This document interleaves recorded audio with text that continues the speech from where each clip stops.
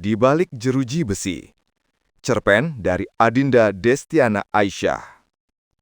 Setiap hembusan nafas yang mengalir lembut bercampur dengan udara bebas.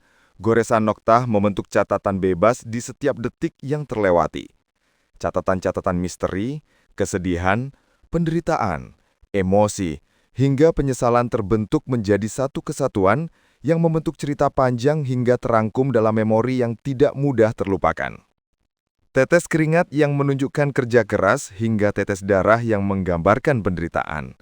Setiap detik ada banyak hal yang terjadi dari sudut-sudut yang tidak terjamah nalar manusia. Dari balik pagar kawat yang melingkar, menyilang dengan duri-duri di sekelilingnya, terdapat gedung tua yang mengandalkan usia sebagai eksistensinya di dunia. Dinding-dinding yang kokoh hanya menghantarkan kedinginan bagi para penghuni di dalamnya.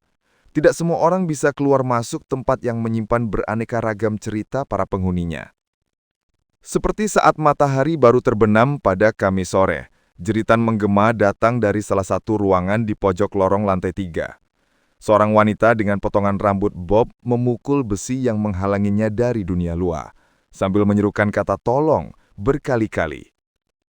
Dalam hitungan detik saja, dua petugas yang berjaga berlari menuju asal suara.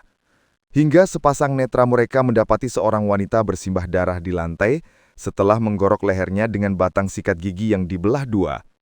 Saat divonis untuk mendekam seumur hidup di dalam ruangan berukuran persegi panjang itu, tidak ada alasan baginya untuk terus bernafas di tengah kehidupan yang perlahan mencekiknya sendiri. Hilang cerita milik salah seorang manusia, lahir kembali cerita lain yang tidak kalah memantik jiwa. Ketika matahari telah berada di tempatnya, memancarkan cahaya dari ventilasi di setiap lorong panjang beraroma besi dan jamur. Suara gesekan sandal tipis dengan lantai membuat beberapa pasang mata mengalihkan pandangannya. Bukan karena suara langkah kecil dari kedua kaki jenjang yang memikul banyak beban, tetapi dari cerita-cerita yang terdengar bersamaan dengan kedatangannya. Cahaya matahari menghujani tubuhnya ketika melangkah di lorong panjang tersebut. Deru napas yang tenang menunjukkan dirinya baik-baik saja. Ekor matanya sesekali mencuri pandang pada beberapa ruang tahanan gelap dengan sorot mata yang menembak ke arahnya. Dia tidak peduli. Seberapa pelik pun cerita yang beredar di sana, gadis itu tidak peduli.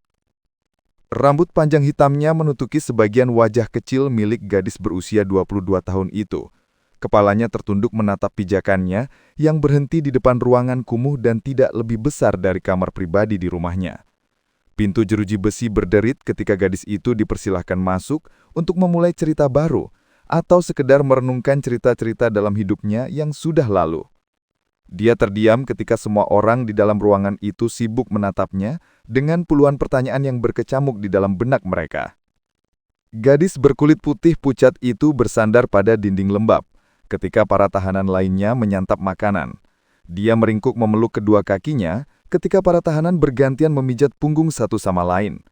Sedangkan ketika malam tiba dan bulan sudah naik ke tempatnya, gadis itu merenung dengan tatapan kosong. Kedua matanya berkedip dan deru napasnya terdengar lemah.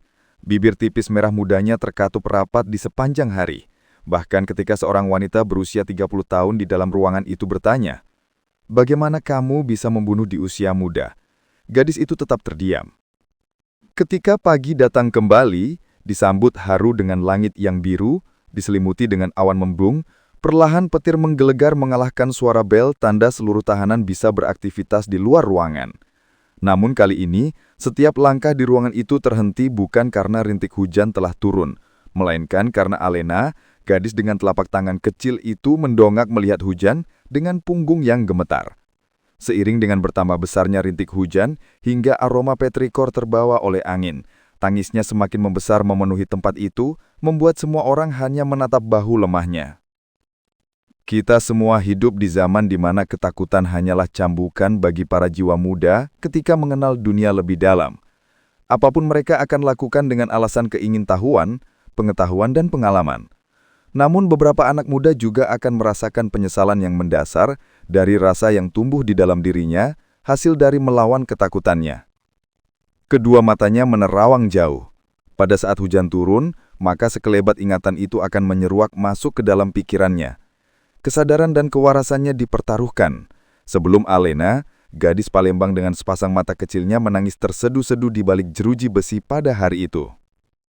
Cerita pilu tercatat pada hari di mana hujan deras juga tengah mengguyur kawasan Sukarami, Palembang.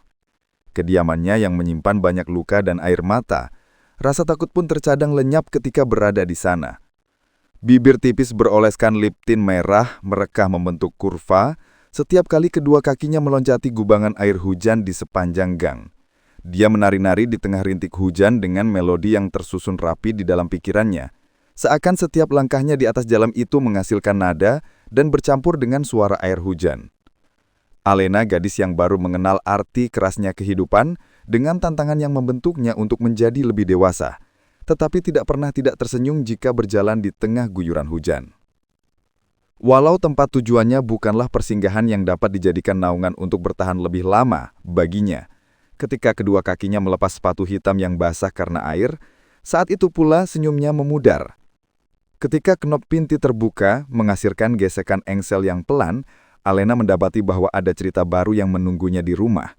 Seketika kekuatannya runtuh saat sepasang retinanya menangkap sang ibu terbaring di lantai dengan luka bemang di wajah dan tangannya. Pertahanannya semakin dipertaruhkan ketika rungunya mendengar isak tangisan pilu menyampaikan kesakitan dengan lirih beserta desahan memohon ampunan. Dia membuka kasar pintu kamar adik perempuan satu-satunya yang baru berusia 14 tahun, ketika suara tangisan itu semakin mengacak-acak pikirannya. Saat itu Alena bersaksi bahwa kekejaman seorang ibu tiri yang selama ini dikenal oleh masyarakat luas, ternyata akan kalah dengan seorang bapak tiri yang hidup bermodalkan nafsu birahi. Ketika laki-laki tua dengan keriput yang memenuhi wajah itu tengah terkejut melihat Alena yang muncul tiba-tiba, saat itu pula Alena mengarahkan tendangan kaki jenjangnya hingga membuat laki-laki itu terjungkal jatuh dari kasur. Dia harus menahan tangis kepedihan ketika melihat adiknya menangis terseduh-seduh, merasakan perihnya dari tubuh kecil yang kini terbaring lemah tanpa sehelai kain pun. Dia membantu Lin mengenakan pakaiannya kembali ketika dia merasakan kesakitan yang menjalar ke seluruh tubuhnya.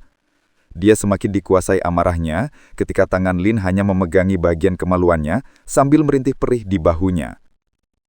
Alena memang mampu menahan air matanya dalam beberapa menit hanya agar terlihat tegar dan kuat di hadapan sang adik yang tengah rapuh. Namun ia tidak mampu menahan amarah yang telah menguasai seluruh kewarasannya dan mengambil alih tubuhnya. Gadis itu berdiri mendudukkan adiknya yang masih terisak menahan tangis. Dia kembali menegakkan bahunya ketika sebilah pisau diambil dari meja dapur untuk mengejar laki-laki tua itu. Dengan uban yang memenuhi sebagian kecil rambutnya, langkahnya yang sempoyongan tanpa kewarasan memegang erat ujung pisau yang terbuat dari kayu tersebut. Ketika kesempatan itu datang, tanpa ketakutan di dalamnya, Alena menancapkan bagian tajam ujung pisau tersebut tepat di dada sebelah kiri milik laki-laki tersebut. Bayangan kekerasan yang dilakukan oleh laki-laki itu kepada sang ibu dan perilaku kejinya pada sang adik membuat kilatan di mata Alena tidak tampak rasa iba sedikit pun. Terlebih ketika laki-laki yang kini terbaring di atas tanah dengan napas yang tersengal-sengal, tengah bertarung dengan kematian yang menunggunya di ujung jalan. Alena menunggu sampai malaikat maut benar-benar menyelesaikan tugasnya hari itu. Seringaian tipis terbentuk di bibirnya. Dia melirik jendela kecil kamar Lin ketika menyadari sepasang mata sedang menatapnya takut dari sana. Alena menunjukkan senyuman lebarnya, menunjukkan barisan gigi putih kekuningan kepada sang adik yang menatapnya sedih. Tatapan lirih dari sepasang bola mata hitam milik Alena menyampaikan pesan tersirat yang dalam. Setelah ini duniaku dan duniamu tidak akan baik-baik saja. Satu tetes hujan akan mengingatkanku pada semua hal yang terjadi hari ini. Namun setidaknya aku senang karena tugasku sudah terlaksana dengan sempurna, melindungi kalian sebagai anak perempuan pertama yang tangguh.